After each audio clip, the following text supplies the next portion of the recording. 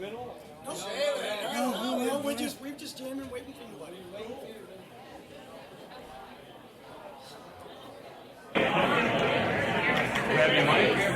Absolutely.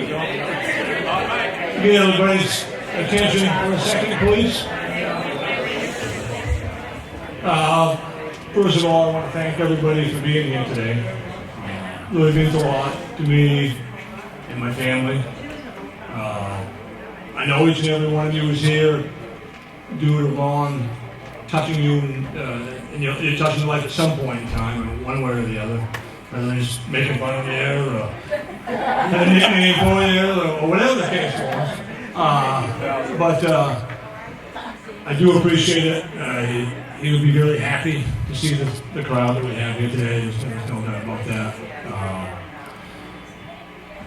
Kind of lost the words, but I want to thank Rick and the sheriff for the food, setting the food up, making that happen. I want to thank my brother Alex for making the beverages happen. I want to thank Brucey Morton for making the slideshow happen. I want to thank my niece Caitlin and her boyfriend Keegan for helping out with the display. My mom, thank my mom Debbie for helping out with the whole shebang as well. There was a point that a while back I didn't know if it was ever going to come together, but it actually come together pretty good. So thank you all for that. And I'd like to have everybody, who feels comfortable, maybe come up and say a little bit about, maybe tell a story or something. Whether it be funny, sad, anywhere in between. I'm sure, like I said, everybody's here for a reason. I'm sure everybody out there has got something to say. I could go on and on and on. I was going to write something up, but I think I go from the heart instead. Definitely still pretty surreal. It's been almost 4 months now. My dad was, what's anyone's dad? And my son's, father, is everything to him, And I always wanted to be just like my dad since I was a kid, and have nice things like he did, be a hard worker like he was, and just, I remember being a kid. For example, we pull into a gas station somewhere or whatever, whether it's what we were going to work. I worked with it for many years at the Sierra, or the school or whatever. And you'd be talking to everybody. You'd go inside, talk to somebody, and get back in the car, and someone else comes up to him and talk. No matter where we were, how the hell does my dad know all these people? The people know him. I was a little kid, I thought that was cool. He knew everybody, and they all knew him. I'm thinking, man, I want to hope when I get older that I could be like that. I know all these people do and stuff. So, since I was, just a little kid, I always wanted to, I just put it up there blankly. I idolized my father, and like I said, wanted to be like him as I got older. Definitely huge shoes to fill. I know I'll never fully fill, but, I was just doing the best that I can. But, like I said, I could go on and on and on. I'm not going to do that to you guys. But I want to share just a funny story. When we were kids, do you guys plan on telling the Superman story, or do you want me to? Go ahead. My brothers, Alex and Brandon, know that. But when we were little kids, the stories are endless, and I'm sure Rocky can agree the stories are just endless. But when we were little kids, we were always slimy little bastards. We'd be acting out or laughing and giggling or whatever, and my stepmom, Lori, Brandon and Alex's mom, my dad's wife at the time, always, just let them be kids, Ronnie, just let them be kids. And all we were doing was laughing and giggling and joking all the time, whatever, just being loud. But anyway, one time, we were in a motel room in New Jersey, I believe it was. We went to Six Flags. And it was me, my brothers Brandon and Alex, and my sister Jessica, all in the hotel room. There was 2 beds in the room. Anyways, we were giggling, laughing, joking, doing what kids do. And all of a sudden, Ron just came. I remember seeing whitey tighties just flying through the air out of his bed. And all I saw was hands just spanking asses. Kids started crying, and I heard my sister say, "What about Eric?" And I was kind of, that had nothing to do with it, you know what I mean? But just, of course, we laughed and joked, after the fact about that. For to this day, we're still talking about it. But there was one time we were downstairs at the house, just being kids, being loud, whatever. We were watching Willy Wonka for the 1084th time or whatever. But one came flying down over the stairs. Same thing, whitey heavies. We knew he was coming. We would be, I'm coming down there, you guys. You better quiet down. I'm coming down. So we're all looking for places to hide. When one kid ditches it behind the couch, the other one behind the TV, and I think Alex or Brandon, one or two, couldn't find a place to hide. So he's looking around, you know. Ron comes down. Of course, he would get wound up, and he would calm right down. We'd all laugh about it after. But definitely, like I said, I can't say enough about what my father meant to me, and my brothers and my sister, who unfortunately couldn't make it today. But I would love to open the floor up to anybody that wants to come up and say something about my dad, a story you might have, something you want to share, something like something he did or you guys did, or whether he helped you out. No matter whatever the case is, doesn't matter. So yeah, like I said, if anybody wants to come up and say something, that would be awesome.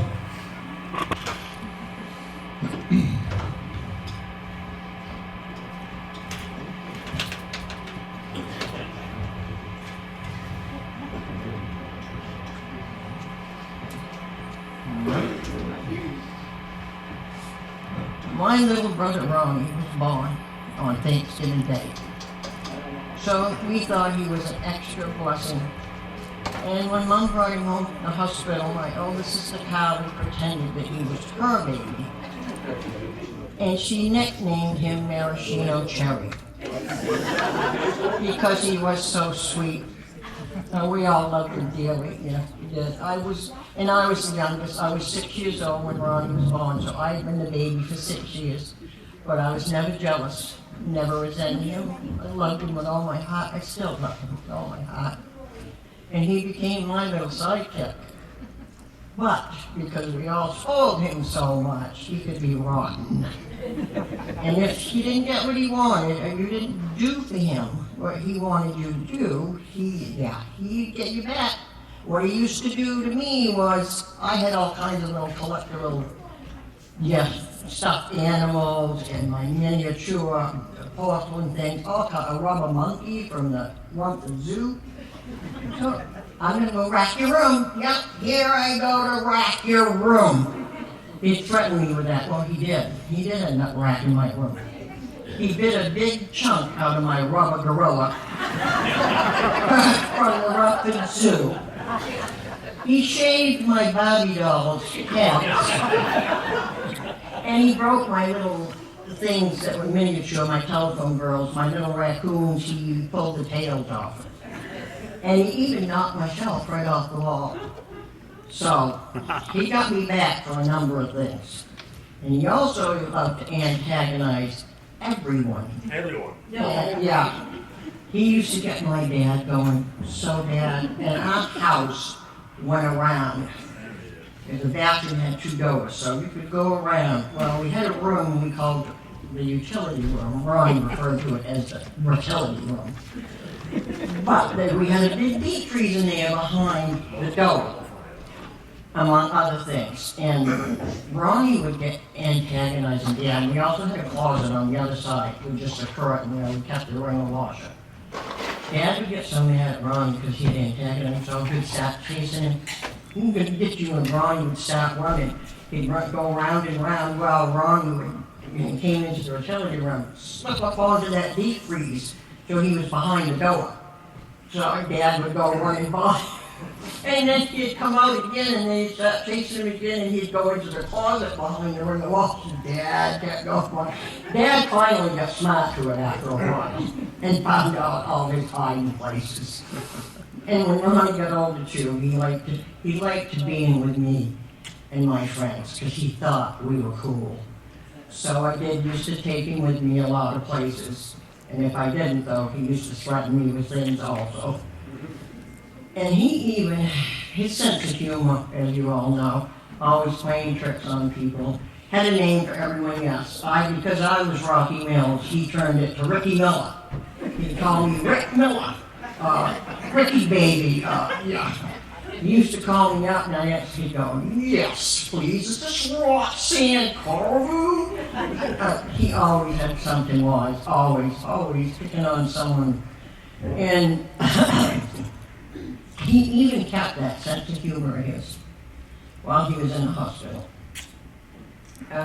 One time when we went to visit him, I went in and he had a whole stack of grape jelly on his table. I said, what are you doing? Stockpiling the grape jelly in? He said, I like it. And he was laying in bed. Then a little while later, he sat up so his feet were dangling. And I looked, I said, why are your feet so purple? And he goes, all the grape jelly I've been eating. He was just a sweetheart, as you all know, hard to go, loved his animals so much. They meant everything to him. While he was in the hospital, he worried constantly about them. And I thank Debbie for taking 3 of those cats. They found them all good homes. So those cats loved, because Ronnie loved them dearly. Took in strays all the time, even to the point of hooking a heating pad up out in his garage for a stray cat to stay warm, because his other cats wouldn't let him in the house. And the car out back too, Rocky. The car? The car out back and the heating pad in the car too. The cats would get in the car. Oh, I didn't know he did. Yeah. He was all about his animals. And he loved working on things too, very clever with engines, and that carried through. He was always doing something to help someone. He helped my daughter a lot, I know that. With her car troubles, living over in Rumford, and he would always lend a helping hand, it didn't matter. And he loved with all his heart, a compassionate man. I miss him dearly. Still love him with all my heart, always will, because even though someone's not here, that love never dies, never ever dies. So, thank you.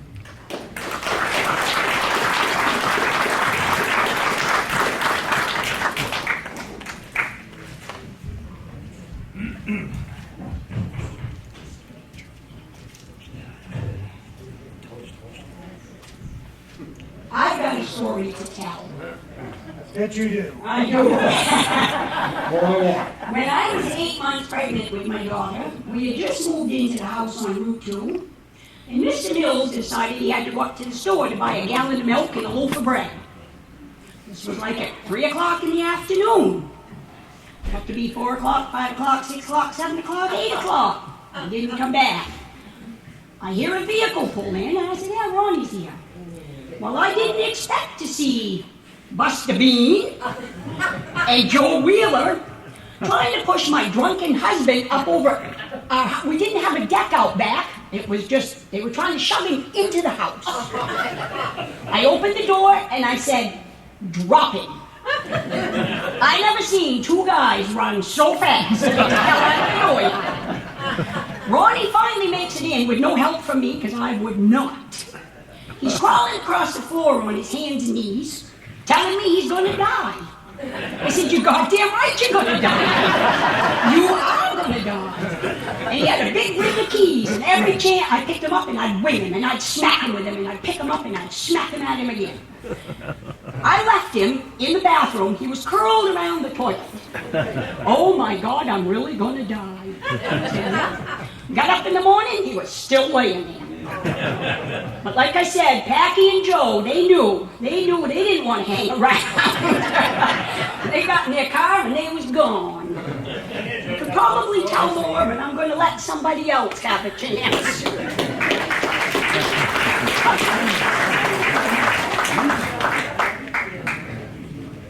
Buster said you didn't tell the whole story. You better get up You and get tell right up it. there and tell it then. Waiting Don't for be you. shy. Come on, Buster. Don't be shy. Come on up. Now that I see Buster over there, I got one I can tell. Down at the bond board, Ronnie and Buster and I, it was a weekend, we weren't playing anywhere. So Buster always used to play pool, and he was real good at it.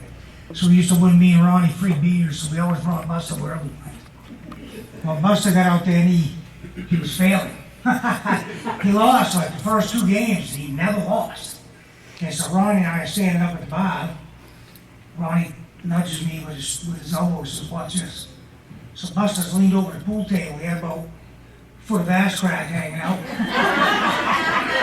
Fucking Ronnie goes over and goes, glug, glug, glug, glug, glug, glug, glug, right down the crack of Buster's ass. Buster came up swinging the pool stick. Ronnie ducked, he didn't get hit. How, I don't know, but Buster didn't lose a game after that. Ronnie and I drank for free all night. And on the way home, Ronnie, if you know Ronnie, he wouldn't let it go. She just kept bragging on Buster. Had to lube you up, Buster. Jesus, Buster, you weren't had to lube you up, man. And Buster was getting pissed. So finally, we're driving Buster's truck. And Ronnie's driving, Buster's in the passenger side, I was in the middle. Buster finally says, look at me, pull over, let me out. Out of his own truck, so Ronnie pulled over. Buster gets out of his own truck, Ronnie and I took off. We went back and got him and coasted him back in afterwards, but that was probably one of the funniest things I'd ever seen.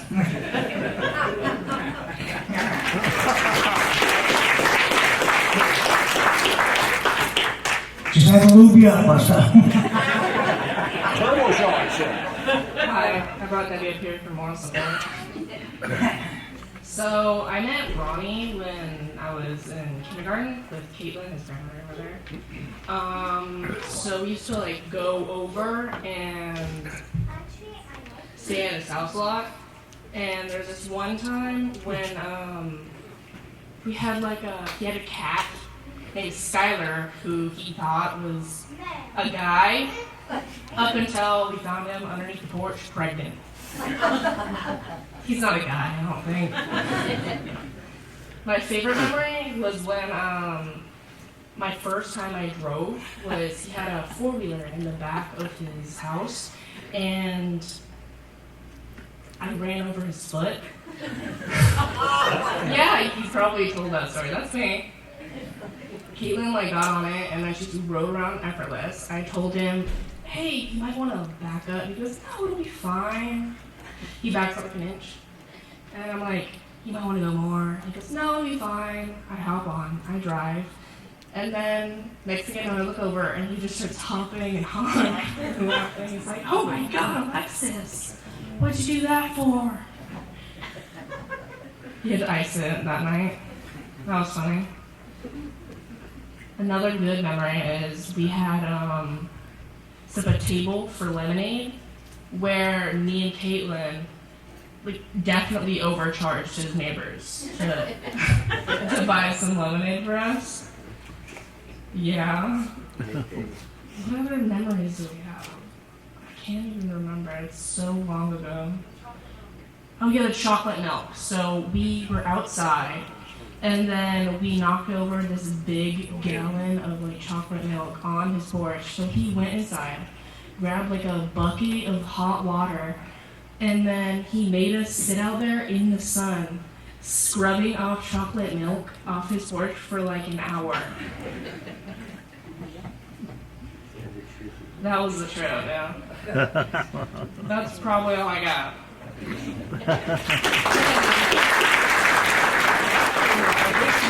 Big dog, your next. Come on, big dog. All right, big dog. No, Ryan's got a few stories. Oh, mine got a few stories. So, a couple of my memories I have with Ron is when I grew up with him in the snowcat up Sunday River, and being young and gullible that I am, we're going up the mountain, and he's like, hey, you know these windshield wipers in here are voice activated? And I was looking at him, I was like, voice activated?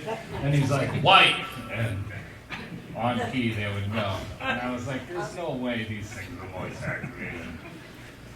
So he just kept saying white, white, and they would just go on his command. He's like, you try it. So I'd say it, they'd go. About 10, 15, 20 minutes later, I noticed on the floor there's a little pedal, and I saw his foot move. I was like, voice activated, huh? He about went off the mountain because he was laughing so hard. Another memory I had, he had a little moped at his house he was selling. And he's like, big dog, get on that. Well, I was so tall that I went to go drive it, and my knee got caught on the throttle, and I did the Superman thing. I drove it into the fence, bent the fender and everything. I'd never seen Ron laugh so hard in his life. He's like, if that could have been on America's Funniest Home Videos, you would have won. And he sold it 4 hours later.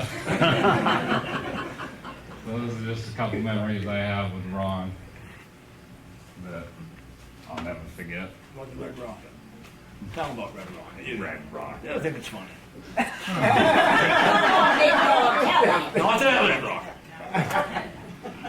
So I went over there one time when I was staying with them, and Ron and Lori was patting this little hot dog, named him Red Rocket. And they were loving him. I got out, that friggin' thing chased me back to my car. I was scared to death, this little hot dog, this big. I made Ron go out on the porch and have a cigarette with me because the thing was so vicious. He was breaking the screen door when I was looking at it. He was like, you're not the big dog no more, you're the little dog. He's like, Red Rocket's got your number. That was funny. But yeah, I made him go outside with me, 8 o'clock. I was like, I don't know if he's still out there. We're going out. He's like, just go in the basement.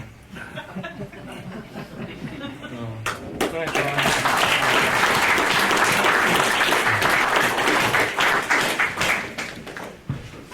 You got a book, Cracker. You're gonna have a book. I got one in particular that stands out to me. When we was doing the river line down at Cindy River, Ronnie and I worked together on many projects, and I was running bulldozer and he was running excavator, and he'd swing mud over the dozer and mud would fall on the tractor, and he's by the river, and I said, Christ's sakes, Ronnie, why don't you wash your saw? Not when I'm on it, of course. So he goes in with a bucket of water in the excavator and dumps like 3 yards of water on me at once. Like I said, I have many stories, but this one that sticks out.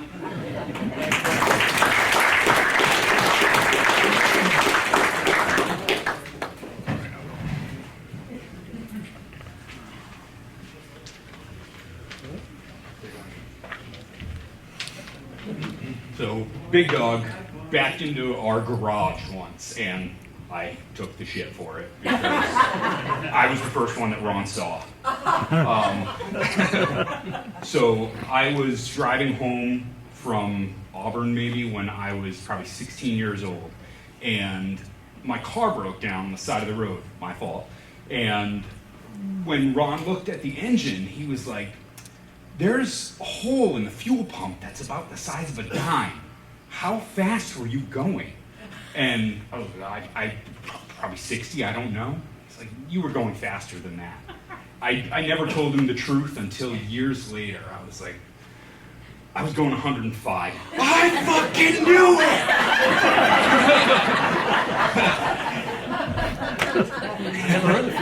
You never heard that one? I never heard that story. And going to what the other things he kept, not just dogs and cats, he kept skunks on the porch because they didn't smell. They were babies. They smelled. I love and miss Ron dearly. Thanks for coming, everybody.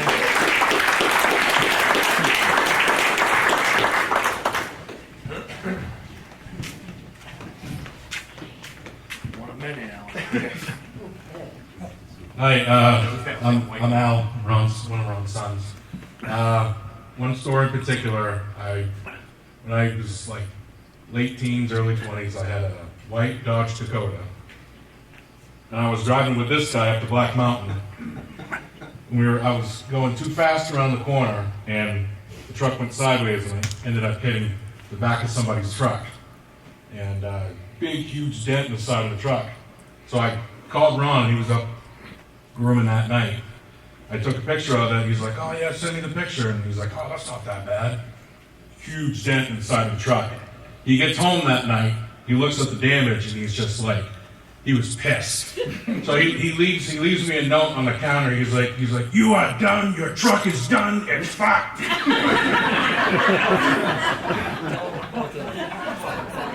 What? Yeah, he came home from the barn board one night, and he was just trashed, and he was just like, he's like, I fucking fucked. he comes into the living room and starts dancing and shit. Next thing you know, he's up in the toilet puking his brains out. And he's just like, see, this is why you shouldn't drink. And he immediately went right to bed after that. Yeah. But yeah, I also miss him dearly. Yeah.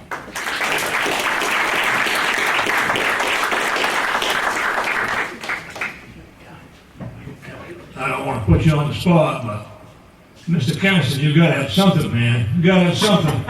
Hold on. We're gonna have Caitlin. Okay. So one night we went to go get groceries from Walmart, and we were on our way home, and Ronnie had ran over a cat, and he was very upset about it, but I was like 5, and so I was more upset than he was. And it was me and Lori, and when we got home, I told Lori that we weren't helping him bring in the groceries, because I was very upset that he ran over this cat. So me and Lori watched as he brought in all the groceries, and we just didn't do anything. And there was another time, Ronnie would always come over to Debbie's, and he'd have tea parties with me. He would watch SpongeBob with me for hours and hours and hours, and there was a point where I thought he liked SpongeBob more than I did. But he was a really good grandfather.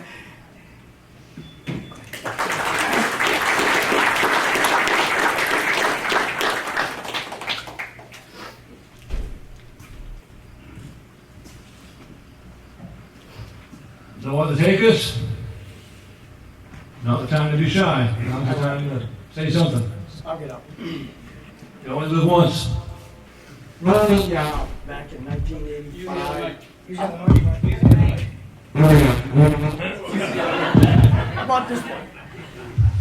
I met Ronnie back in like 1985, 86. And it wasn't long he recruited me to play with these guys.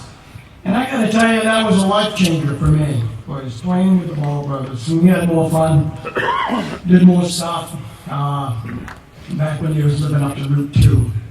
I think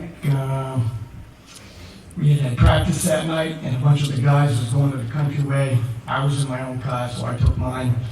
I think he was driving a Cutlass, and I want to say Buster was with him, and maybe Jeff, and a couple other people. I don't know how well you knew Ronnie, but his car was immaculate always. You dusted your feet off before you even got in it. So I had left before them guys, and I hid down by the Ball Diamond in Grand Pond. And when they went by, I come screaming out, blinking my left really fast, and thought I was caught. He pulled right over, rolls his window down, and it's me. And his favorite nickname for me that I'm aware of anyways was, "You son of a whore!" Because all the guys in the car dumped their beers in his car into his box. So, I can't even tell you probably how many times he got me back for that one. But, well, he was a good friend, good brother. Had a lot of fun jamming with him for 40 years. Yeah, good times.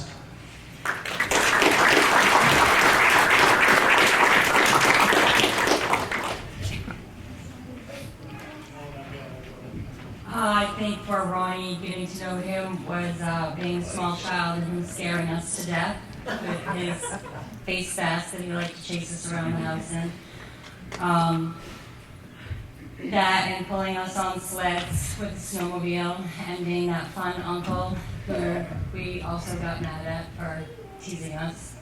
But I think mostly where my brain is at with Ronnie is feeling so grateful that I had so much of him in my life living in Rumford, and yes, he helped me with my, I can have countless stories of how he showed up for me to help me out when I needed him.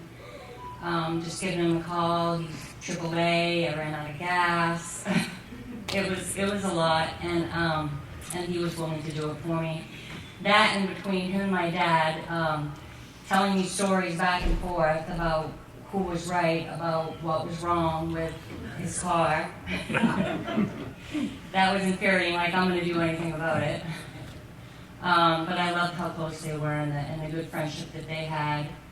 and the times, Ronnie coming over to my house for Christmas dinner, and the time that we got to have, and then, closer to the end when I felt like the times he showed up for me to save me for my car, I got to do that for him towards the end of his life and show up and be there for him in a lot of ways, and I'm so grateful for that.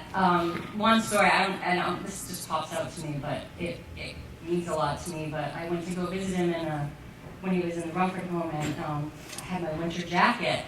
And he's like, oh, you had that jacket for a long time. And I'm thinking, how do you even know that? You remember my winter jacket. And then my mom wears the same jacket. He's like, are you wearing Jana's jacket? So it's like amazing the things that people pay attention to, something as simple as a winter jacket. And then they know that they were paying attention to you. So, thank you.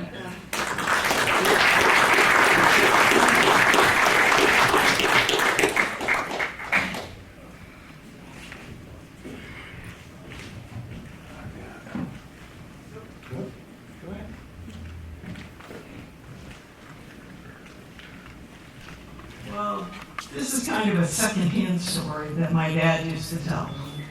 My father was a trapper, and he used to trap in the brook down in front of where they used to live on Vernon Street. Well, he caught wind that Ronnie had picked up his traps. So he went over to the house, and Betty answered the door. And he says, Betty, I hear one of your kids might have moved my traps on me. Well, she figured out it was Ronnie. And he said, well, where are they, Ron? Well, they're over there in the culvert. You can get them over there. Betty says, well, by Jesus, Ronnie, you're going to go out and get whippy straps for him.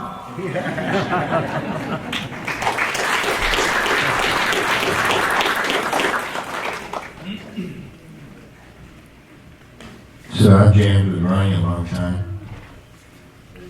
And I have a ton of stories, but I can't tell you because what's happening in the Ball Brothers stays in the Ball Brothers. I miss him.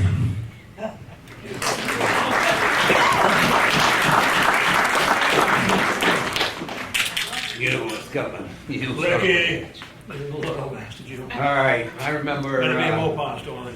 It is. Okay. Young Good guy Mopar going story. to Terry Wilson's garage and seeing Debbie Mills and Ronnie and the whole crew. Of course, Ronnie talked nothing but shit because it was always dodge this, dodge that. You couldn't beat him in any conversation. But Terry and Mrs. Terry, they were always good fun and all that. But still to this day, Mills, you know it. I don't know it. Just like the Yankees suck, Dodge does too.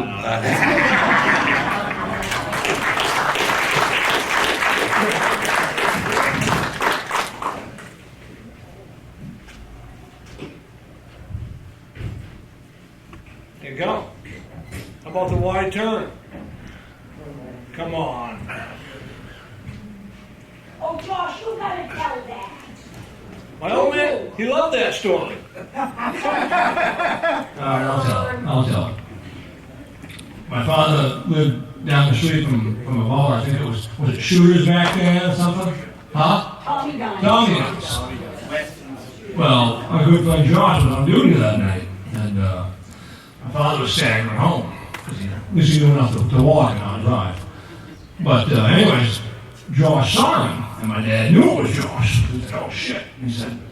So anyways, he knew it was Josh, so he was trying to get the drive even faster. He saw Josh hit the brake lights, and all Josh was doing was turn around, and make sure he was getting up the driveway okay, make sure he was going to be all right. So anyways, he saw Josh hit the brake lights. He started going faster, and I guess he was in the driveway in no time. Anyway, long story short, I guess he come across the road into the driveway like this, big old, wide turn. So Josh wanted me to ask him if he was hauling 53 foot behind him. He goes, what the hell does that mean? I said, well, that was Josh that saw me that night. He said, I was trying to get the driveway before he saw me. He said, where's that getting shit? That was a funny story. Anybody else? Come on up, say something, please.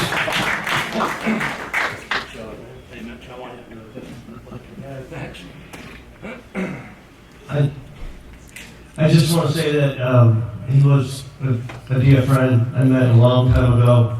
I had this little guitar that was a 3/4 guitar, and this pickup that I stuck on it.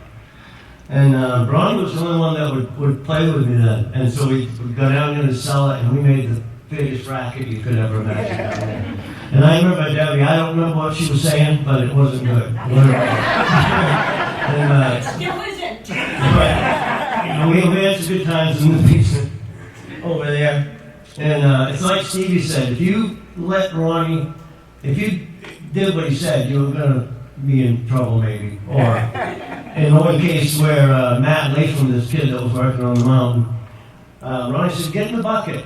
And Matt says, oh, I better not.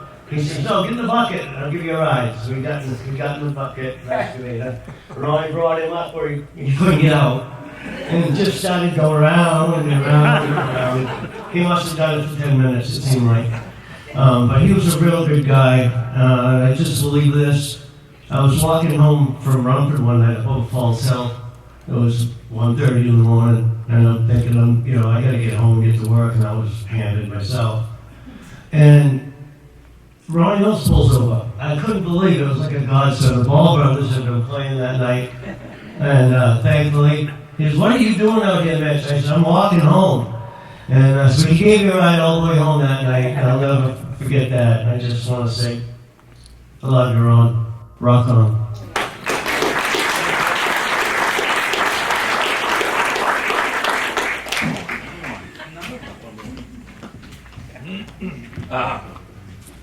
One of my dad's favorite stories that he would tell was when I was little. I was maybe like 4 or 5, and we were doing something downstairs, and he sent me upstairs for whatever reason. I was being bad, and he told us a story a million times. I walked up over the stairs and I turned around at him and I looked right at him. I put my fist up at him. I said, "You'll pay for this." He told that story a million times. But yeah, that was one of his favorite stories of mine.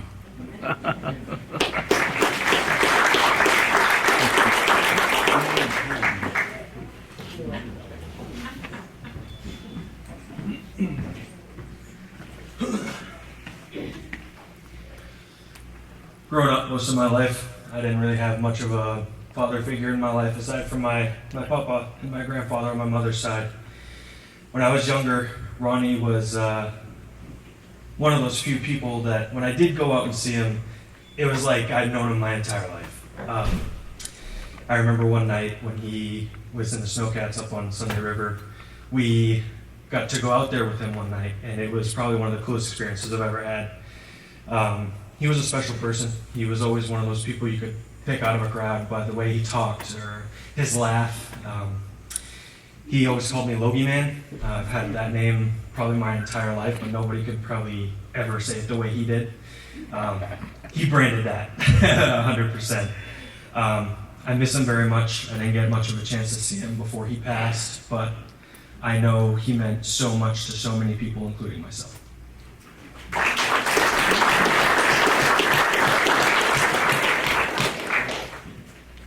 I don't want to drag on too much, but another one I've always thought was funny, and my brother Alex's grandfather always had me telling the story, even though he had heard it 1,000 times. But we left work one night at the mountain, we were driving home, and he was heading down Route 2, and I was heading down 26, and we'd always talk on the phone, work together, talk together, always. But anyways, so we're talking, and we just get off the access road. He goes his way, I go my way.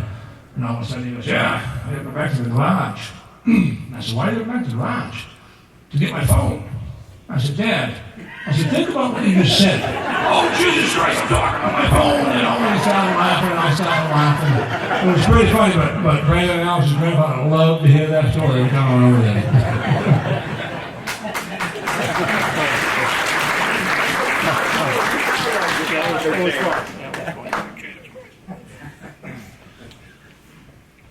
Well, if you got no other takers, we're going to kick off the Ball Brothers here. Hope everybody can hang out, eat some more food. There's plenty of it. Slideshow going on. I'm not sure if you guys can see a slideshow yet. We tried getting on the big screen, but there's a funky kind of setup, so check it out, before you leave. It's an awesome slideshow. And like I said, plenty of food, eat up, have a good time. This is Phil Ron.